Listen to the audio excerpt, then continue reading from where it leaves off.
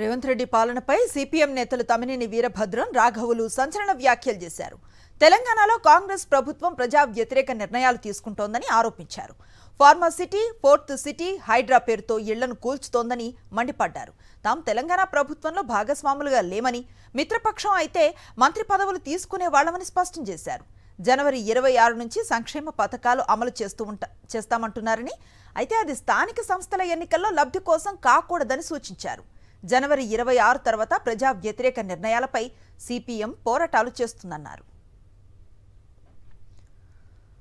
నుండి రాష్ట్రంలో కొన్ని సంక్షేమ పథకాలు అమలు ప్రారంభం చేస్తామని ముఖ్యమంత్రి గారు ప్రకటించారు. ప్రభుత్వం ప్రకటిస్తోంది. ముఖ్యంగా రైతు భరోసా ఇప్పటి వరకు సంవత్సరం పాటు పెండింగ్లో ఉంది. దాన్ని ప్రారంభిస్తామని, మొదటి విడత డబ్బు పంపిణీ చేస్తామని చెప్పారు. అట్లాగే రేషన్ కార్డుల గురించి, ఇళ్ల స్థలాల గురించి, ఇంకా ఇతర లబ్ధిదారులందరినీ సెలెక్ట్ చేసి దానికోసం సమావేశాలు నిర్వహిస్తామని కూడా చెప్తున్నారు. ఈ ప్రకటనలు మంచివే. గతం నుంచి మేము చెప్తూ వచ్చాం.